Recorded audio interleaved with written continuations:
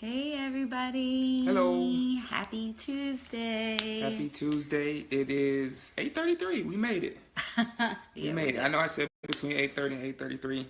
And so it is 8:33. We made a specific effort to be prompt and to get on here right now because we were actually still going over a few things that we wanted to touch on with everybody. So, yep, and we want to keep it at the time limit that we said. We want to be respectful of everyone's evenings and things like that. Yep. And we definitely appreciate everyone for tuning in with us and, Absolutely. And we hope everybody's week has been going good since the last time we got a chance to meet.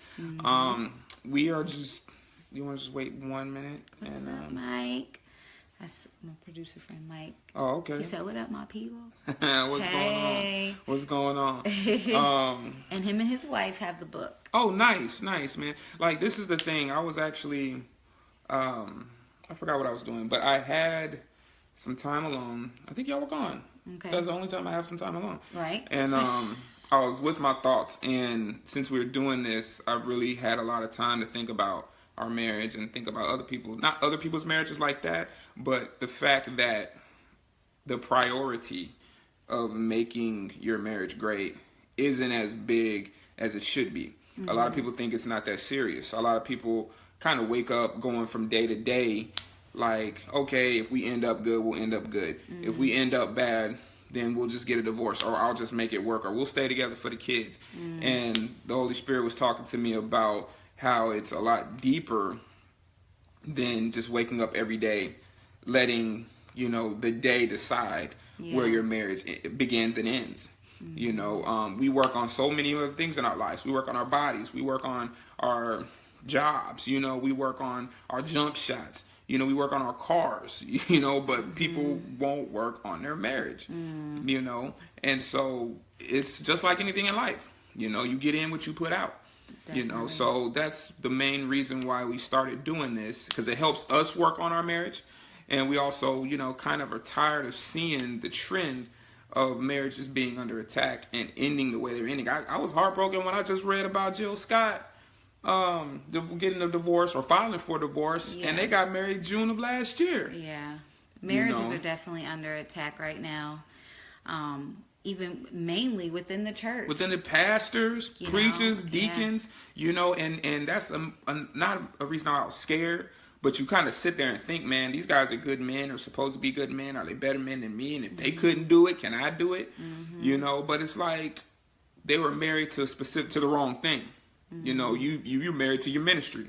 When you should be married to your wife. And that's why I like what Miles Monroe said. He was like, if you got something going on at the church or a funeral at the church and my wife needs me, guess what? You're not going to have a speaker at the funeral, because if my wife needs me, I'm going to be there with my wife. Right. So it's not sad to see, but it's disheartening in a way. So we just are trying to start a movement, kind of like a community of people that are just going to care about their marriages and are putting that first and making their marriages succeed. So that's what this book comes in, and many other books that we're going to go over, after this. So. Yeah, and I think to make, like Nate said, any relationship work, you have to put the time and the effort into it. We're big on, being intentional about our time that we spend with each other, making it work, really spending that time, putting in what we want to get out of it. So that's definitely, just what we're trying to do with this study. So hopefully everyone has, if you have the book, you guys have caught up on chapter 3, why she won't respect and why he won't love. And oh my goodness, when I was reading this, it's some deep stuff. Yeah. Chapter 1, very revealing. And I think, that's why we had a lot of views on chapter 1 and a few views on chapter 2. Hopefully, I really don't care how many people watch. Actually, we're just going to do what God told us to do. But it's so easy to get caught up on the crazy cycle because it's like, oh, that's good stuff. Yeah. We never knew that before. Blah, blah, blah. Okay, all's cured. We're not going to get in the crazy cycle, right. Because when she doesn't feel loved, then, she reacts, and then without respect, he reacts. And, but then he gets deeper to chapter 2, which was deciphering the code. And he gets into how men and women are wired different. We communicate different. We see things different. We think different because we are different. Yes. And then chapter 3, he It's touching on some stuff. And I mean, it's good on both accounts because it kind of opens your eyes as to why, not for me, but revelation for me, but how she can see something, and for her, why I can be feeling a certain way about something, especially all the stories he was telling about the men in chapter 3. Yes, and one part, pretty much the beginning part of chapter 3, he talks about unconditional respect and oxymoron. And so many people talk about unconditional love and things like that, but we never really hear anyone touch on unconditional respect. And for me, it was really refreshing to see this because in our premarital counseling, one of the verses, we both had to memorize verses with our counselors about the husband's role in a marriage and the wife's role. And one of it is, the one that I had to memorize was 1 Peter 3 and 1 and 2. And it says that a husband that may not be doing his part in the marriage or really where he should be will be won by how his wife, by her actions, what she displays. And to me, that was so interesting because it says maybe won by respectful behavior. A simple application is that a wife is to display a respectful facial expression and tone even when he fails to be the man that she wants. And so it's like how we handle a situation, or even if we are quiet or not argumentative, or, just don't allow ourselves to get too flustered or upset, that can speak more than arguing with him or even criticizing him or critiquing him. How we handle a situation bears so much weight on how he may respond. That's true. And so for me, it put that into perspective, like, wow, it did touch back on that verse that I did memorize, but then also understanding that is part of unconditional respect. Yeah. And in here, he talks about your facial expressions. Even when he's talking, if I'm sitting there rolling my eyes, because he'll tell me, like the other day, I think we had a little discussion where he was telling me something and I was just looking at him like, okay. And he's like, yeah, but look how you look right now. Like, look how you look. And it's so funny that that's what we were reading this week about, even how you handle your demeanor, in an argument or in a discussion can reflect disrespect or respect, and we don't think about that a lot of times. Well, because, what up, Jim? Ashley. Hey, guys. Because you're dealing with a man. Yeah. And I feel like that's why he says it so much, that he keeps reiterating, you're dealing with a man, men, you're dealing with a woman. Yeah. Is because, like, there's a passage in here where the wife says, when I changed to unconditional respect, I didn't even know I was having the appearance of being disrespectful to my husband, but by those certain things, as a man, I'm wired different than you, so as a woman, you might just be thinking I'm looking like this, but guess what? I'm not you. I don't think like you. I'm not wired like you. So to me, it could come off as disrespect, not saying that it was disrespectful, because he talks about that in chapter 2, how the appearance of things might not be what they are, right? But that's huge, and that is something I'm so glad. I thank God for my dad, because he programmed that into me early. Mars and Venus, you're dealing with a woman, and then sometimes he could tell her that you're dealing with a man. He's not wired like you. He don't think like you. And so that was a discussion, as Sade said, that we did have. And I did say that. I was like, but look how you looking at me right now. And I didn't even realize that I was looking any kind of way, but to him, it was looking like, what is she thinking right now? Like, I'm over here dropping jewels and you looking at me like I'm crazy. Right. And that is some of that the unconditional respect that we are wired with. That's why the verse, at the end of the verse, it says, husbands, do this, blah, blah, blah, do this. Oh, yeah, by the way, wives, respect your husbands. Yeah. And I like how he was talking about that, because he says a lot of people that do marriage counseling, it's all about unconditional love. You got to love your partner, love them through the hard times, love them through this. But if you believe what you read, especially in the Word of God, and you believe that to be true, why do so many people discount that last little part that says, wives, respect your husbands? It's not all about love. It's not. And we are growing to see that by not only reading this book, but we are applying its principles, and it's working for us because we're, there's something we didn't know, Yeah. and we're applying it. We learned it and we're applying it. So. That was good. Another part in here that stood out to me was respect is the key to motivating a husband. And there's times that as a wife, you feel like you may offer, some good advice, some good criticism, but the respect is what's going to motivate him to change. Even though our delivery could be in a loving way or a way that we feel is respectful to him, if we are showing him the respect that he needs, that's going to be more beneficial in even changing him, or the things that you are trying to offer him criticism about. It can be in your delivery, and it can be in a loving and respectful way, and that's what's going to motivate him to change. Not the nagging or coming at him in a certain way that is not meaningful to him or not respectful to him. Respect is what's going to motivate your husband to change. And so that was really deep. It speaks about even military, compares it to the military and how you guys are about honor, and that makes you, it says, believes in them more than they believe themselves. And God has placed in them the fight and honor, and the fight and die for honor, to fight and die for women, children, and their buddies. And this is kind of speaking of the military aspect on that. And your dad's in the military, so that's kind of something you're familiar with. I grew up around all about that. the honor code and just really, what that means to men. Well, it's so big to having harmony and getting along on that level that you wish to get along with and live in harmony and have that great, beautiful marriage. It's so deep because it's so deep, but it's so simple. And it's as simple as God made us that way, And so it's not the fact that you're going to change me by coming at me a certain way.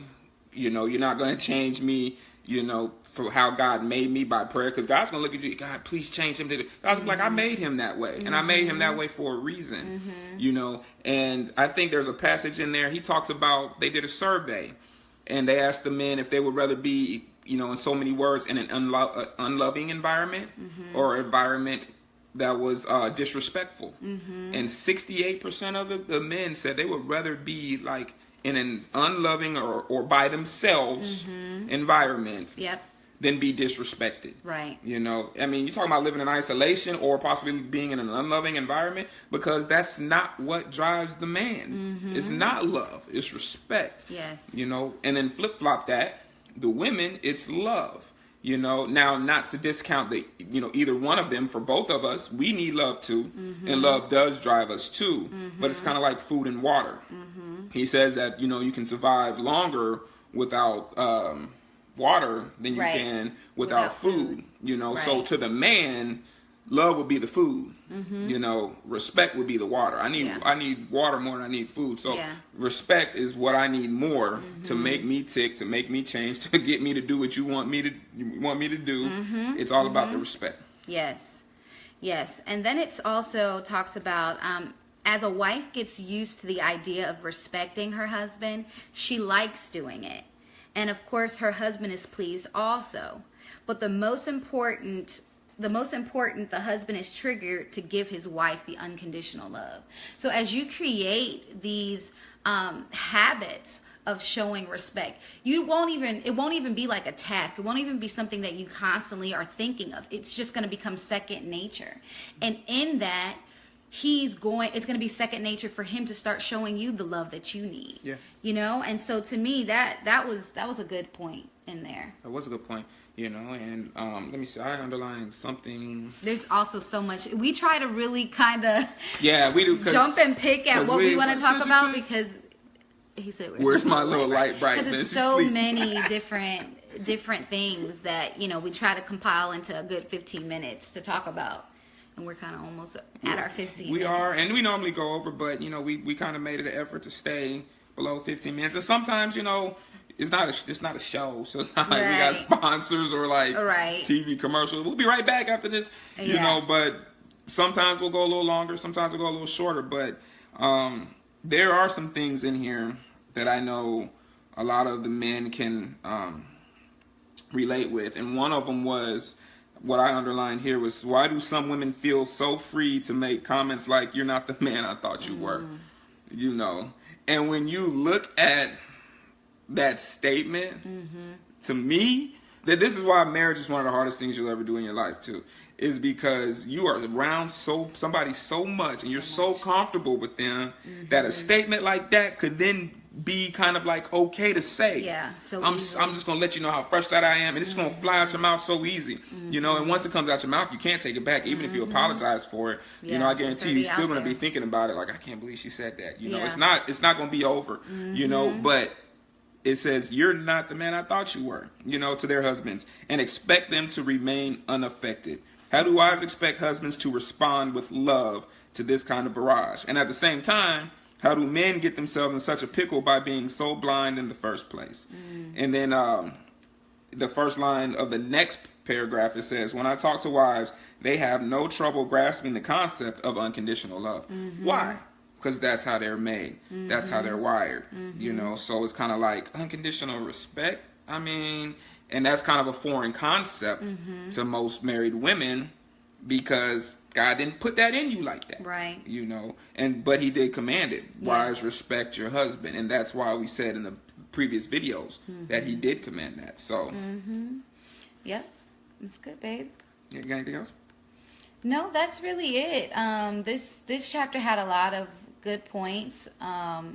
Just understanding why he won't love and why she won't respect. And I like that it really did talk a lot about the unconditional respect, because that's not something that we think of very often. And it takes more of an effort for us women to show that respect. And like I said, it doesn't even have to be in the things that you say. It could be in your demeanor, and it could be in your tone. It can be in all those areas. So those are areas, you know, where you can begin to show that unconditional respect. And like I said, that's going to motivate him more to show you that unconditional love, you know, which is what we desire. And again, it's the crazy cycle, but the crazy cycle is what he talks about in the beginning is why she won't respect, why won't he love. But it's also a cycle that can continue too, in that unconditional respect, which is going to birth into him unconditional love. So that's a cycle as well that can be created in that. You know, it's kind of twofold, you know, that crazy cycle. So I mean, like anything, it could be good or bad. Yeah, it can be good or you bad. You could use the cycle. Jimmy said, "Y'all keep going." Yeah. It can go in your favor, right, or it can go against you, right. You know, and the main reason why we have decided to create a community in doing this is because we want a bunch of people to enjoy their life and enjoy their marriage. Definitely. And if you can get yourself in a position where you are consistently applying these principles, you know, then they'll go in your favor. You know, if they're working for you. Now, he keeps saying one thing about good-natured. You know, I don't want to discount in the fact that anybody's met somebody that they shouldn't be with, or knuckleheads or whatever, because there are some anomalies out there, and there are some bad people. There are some people that just don't care. Yeah. You know, we're talking about two good-natured people, two good-willed people that genuinely do have each other's best interests at heart. Right. You know, that are going to do what it takes to make their partnership, their marriage, the best it can possibly be. Yes. You know, and I keep saying partnership because he does say, where is it? About being equal. About being equal partners. Husbands are to value wives as equals. You know, that's huge. But the one thing that I wanted to share that I see a lot, especially now in 2017, that I feel like some people might not necessarily disagree with, but not know that they're doing, is he says, prized possessions equals the fellow grace of life. Oh yeah. Instead, she yearns to be honored, valued, and prized as a precious equal. And then he breaks down, you know, what it means to be equal. And so he breaks down how the man is like the prince, the woman's like the princess. Right. But one thing that he says is that the princess doesn't necessarily try to take control from the prince. She lets the prince go fight. She lets the prince go win territories and bring back the food. You know, and she respects the fact that he looks at her like an equal. Yes. But she doesn't abuse that, and trusting that he won't abuse that fact as well. You know, because it goes to say where a lot of women were, you know, in his sessions would tell him, men would abuse that privilege. If he knew that I, was looking at him as the head and, giving him unconditional respect. He keeps saying that. He'll abuse it, this and that. Well, did you marry... He has to earn respect. Yeah, he has to earn respect. Well, did you marry a good-natured man? Yeah. Do you really think you married the kind of man that would abuse unconditional respect? I really don't think you would do that. And so that was eye-opening to me, just to see both sides of that, but also how he makes a point to say, the first half of the chapter is women, respect, right. But then he says, but men, make sure that you are seeing your women as equals. Yes. So. And putting her in that top priority when it was talking about putting her as that important person to you, that special person. That's what we desire. We want to feel that we are your top priority. Other than your relationship with God, we come next. Yes. And that's, something that every wife desires. We want to see that love. We want to see one of the parts in here where they were talking about her husband wasn't necessarily a sweet talker. It wasn't in her husband's nature to, give her all the pleasantries and things like that. But as she began to show him respect, even there was a conversation that they had where she said, honey, let me tell you some of the things that I respect about you. And she just went on and just, let him know that, the things that she respect about him. And one day he was like, you know what? I really missed you today. I really, They were hunting. Yeah, they were hunting. But he, called her and was like, I really wished you were there with me, Yeah. And so how it just began to change those things that she, actually wanted him to do. Nate is not the, most affectionate or, he is affectionate, but, I jump in and out. He jumps in and out. I'm very like, do you love me? Give me a kiss. I love PDA and all that. And that is not him. And I try to make a point to, tell him that, hey, I appreciate you, babe. Thank you so much for all that you do. Or, there's times where, I'm like, can you get this for me? Just showing him that, making him feel like a man, that's what he wants, and even though I know I could probably get that myself, I could climb on a chair and get it or something. No, that would not end well. But I try to make him, feel like, hey, I really need you, or I really, I can't do this without you.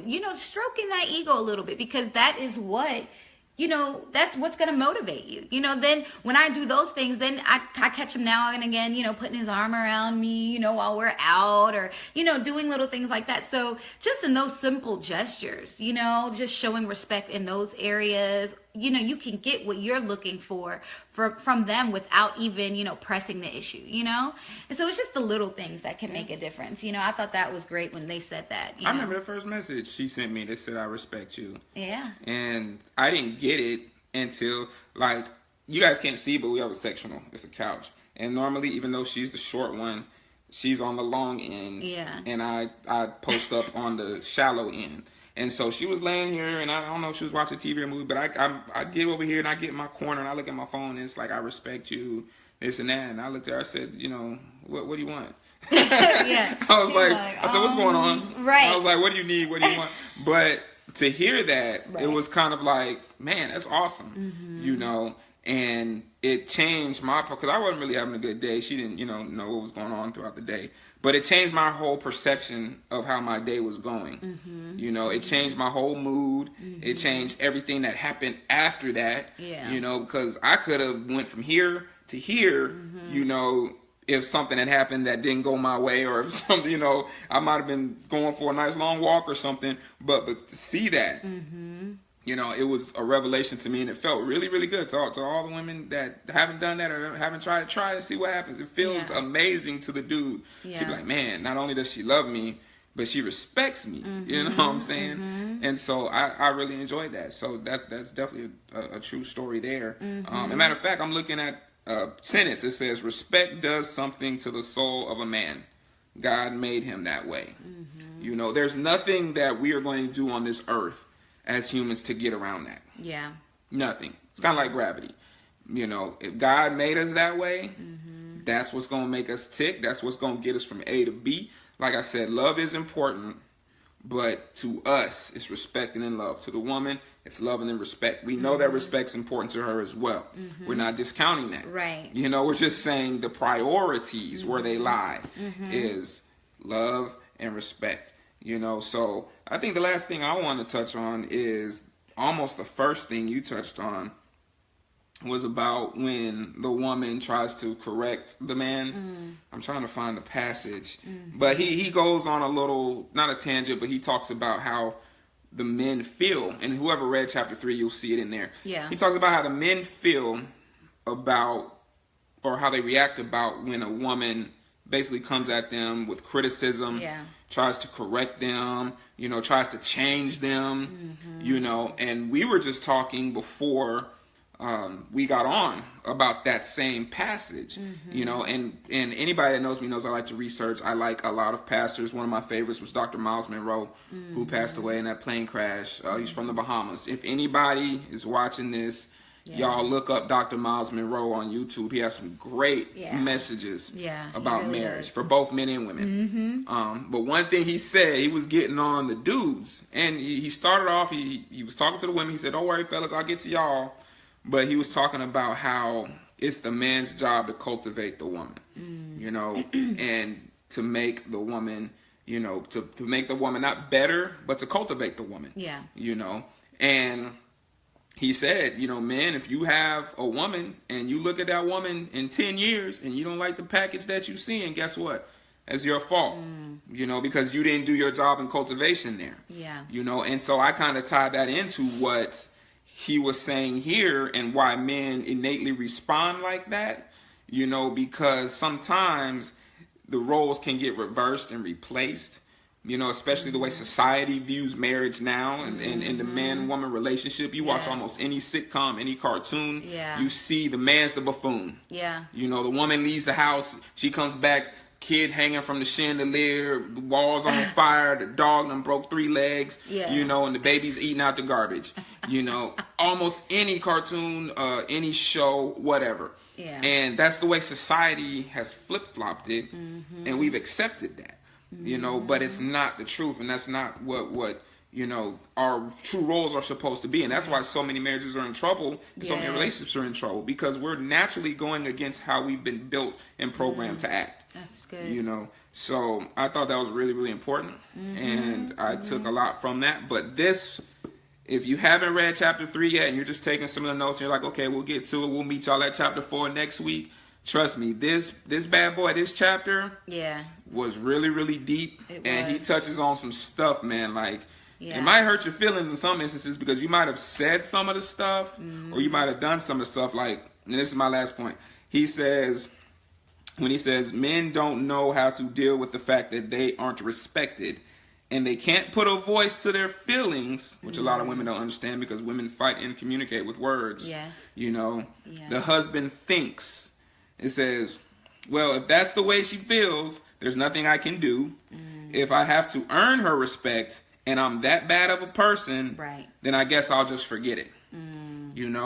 And I've almost had that thought before, and she hadn't even said nothing like that to me. She's never said, you don't love me, or you don't, I don't know why. She's never said anything close, but just some facial and just some heated arguments we've had, because we're married, we've had some heated arguments. I've had those thoughts, like, well, why even try? If that's what she thinks, then what am I even doing trying? And so I think it's very important that we realize our words matter, and we need to exercise some censorship, because that was one of our earliest things. Was, well, I didn't mean it like that, but you said it. So why you say it if you didn't mean it like that? Because even if you didn't mean it like that, guess what? It's out there. You can't take it back. And I can't take what I think about it back. I can't keep it from circling both ways, And so without that respect there, and you're saying stuff like that out of disrespect, then you'll always end up in that crazy cycle, because as a man, we're going to react. And then without that love, the woman's going to react. And it's not going to be a good thing. So, that's why I said this chapter is very, very deep. I can't wait to get into the next chapter next week, because it's not as heavy. But it's still some very, enlightening stuff, and very, very good points. You got anything to close with, babe? I know you got one more point or something. I just, I want this to become like second nature. I think that's why this book is so important and imperative for, you know, your journey as a married couple, because it brings a lot of things to light. And for me, I want it to be my second nature to show him the respect that he needs in ways that are meaningful to him. You know, therefore, he's showing the love that I need. It won't be something that we have to battle with. It won't be something that I'm even, you know, focusing really, really hard to do. I want it to become just fluid, you know. I want it to become so natural to be able to do that, you know, because I think that is what's going to create a successful marriage. You know, these are tools that so many marriages, they don't even know exist. You know, these are so many things that we need, you know, in order to have a great marriage. And I just think it's so great that we're able to do this with you guys. We're able to, you know, shed some light on the love and respect aspects, because it's crucial. You know, I really believe it is crucial to understand that in order to have a great marriage. And so I'm excited. I love this chapter. I look forward to next week's. Like you said, it's not as heavy, but it's definitely insightful. It's not as heavy. It's definitely insightful. I like the last heading right here of the last little segment here. Husbands, do not say I told you so. I think that you can think it, but don't say it. And he goes, and I don't need to go into why he says that. It's all right here. We're just here for the tidbits and the Spark Notes version. But this is some really, really good stuff, really eye-opening stuff. And I'm so serious about that, y'all. Anything in life that you do that you want to get better at, you put time in it. You know, you put work in it. And if it was that easy, the divorce rate wouldn't be what it is. If all it took was love, you know, the divorce rate wouldn't be what it is. It's going to be some work. It's going to take some work, you know. But it doesn't mean that it doesn't have to be joyful. Joyful, right? You know, you can enjoy it. We can have the most joyous household ever. You know, going through that process. You know, falling in love with the process makes the journey that much easier. Definitely. You know, so we are going to get out of here. That was about, we were over. Sorry, guys. We got We're going to get it. We're going to get it. You know what? It's Jimmy's fault. Because Jimmy's the one that said y'all can keep talking. And we did. And so it made me feel comfortable going over my 15 time limit that we set. Yeah. We're going to get 15 in and have some good strong points in 15 minutes. So thank you guys for tuning in. Yeah, absolutely. We appreciate the love and support that you guys are showing and the excitement to, you know, dive into this. Absolutely. So, and if you know Nate anybody. Is long-winded. Yes, he is. Who said that? Cedric. Come on, Ced. Look. If you know anybody that can benefit from this, tell them about it. Yeah. So many people done grabbed the book already. They have. And are doing this with us. So share it. Share the video. Tell them about it. And they can join us too, you know. Yeah. So I'm just not long-winded. I said it. I got in, got out. We love you guys. Thank you guys. And you guys have a great week. Yeah. We'll see y'all next week. Okay. Bye. Bye.